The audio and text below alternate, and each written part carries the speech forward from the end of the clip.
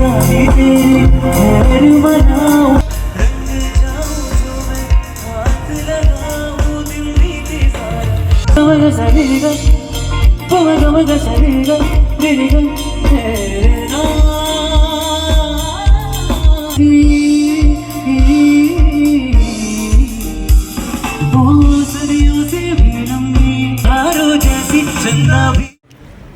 सर्वप्रथम सगळ्यांना मी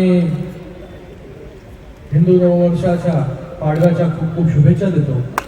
त्याचबरोबर इंडियन मेडिकल असोसिएशन कल्याण व कल्याण सांस्कृतिक मंच हा पाडव्याचा कार्यक्रम या ठिकाणी ज्यांनी आयोजित केला,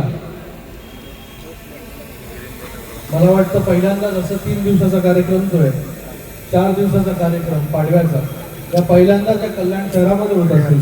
3 स्वागत यात्रा या ठिकाणी कल्याणमध्ये निघत आहेत आणि हे सगळं कोणी पॉलिटिकल व्यक्ती करत नाहीये. हे सर्व जे आहे हे सामाजिक भान असलेले आमचे मित्र जे आहेत, प्रशांतजी पाटील आणि त्याचबरोबर टीम त्यांची आणि बुटकर सर, या सगळ्यांच्या मार्गदर्शनाखाली जे आहे त्या सगळ्या गोष्टी होत आहेत. मी IMAचे अध्यक्ष डॉक्टर सुरेखा इटकर मॅडम यांचंही या ठिकाणी मनपूर्वक धन्यवाद व्यक्त करतो. तुमचंही खूप अभिनंदन व्यक्त करतो या ठिकाणी की एक सामाजिक भान ठेवून नववर्षाच्या स्वागत यात्रेच्या निमित्ताने एवढा मोठा भव्य. मग मला जेव्हा प्रशांतजी आले होते माझ्याकडे इन्व्हिटेशन घेऊन, तर प्रशांतजी बोलत होते हे पण करणार आहे, हे पण करणार आहे, हे पण करणार आहे. मी बोललो प्रशांत काय सोडणार आहे का डॉक्टर वगैरे? पण मला वाटतं मी प्रशांतजींना नेहमी सांगत असतो की डॉक्टर प्रशांत पाटील जे आहे हे कुठल्याही कार्यामध्ये जे आहे हे अग्रेसिव्ह त्या ठिकाणी असतात.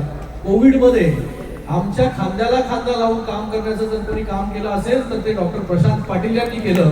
आणि कोविडमध्ये जेव्हा डॉक्टरांचा अभाव होता आपल्याकडे, तेव्हा IMAची सर्व टीम जी आहे पहिल्या दिवसापासून ते कोविड संपेपर्यंत या प्रशासनाच्या खांद्याला खांदा लावून जायचं त्या ठिकाणी उभी होती, काम करत होती.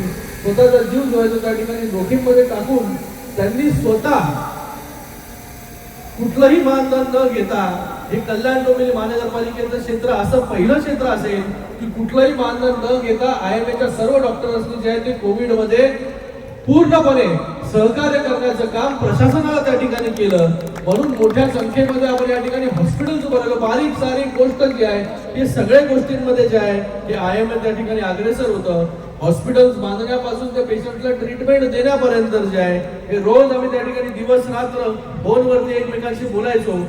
खऱ्या अर्थाने जे आहे त्या वेळेमध्ये जेव्हा डॉक्टरांची अपेक्षा होती, एकाही क्षणाचा विलंब न करता माझ्या एका हाकेवरती जे आहे ही सगळी टीम त्या ठिकाणी उभी राहिली आणि शेवटपर्यंत जे आहे ते त्या ठिकाणी काम करत राहिली. मला वाटतं जोरदार टाळे जे आहेत त्या IMAसाठी आपण सगळ्यांनी वाजवले पाहिजे. आणि आजचा हा कार्यक्रम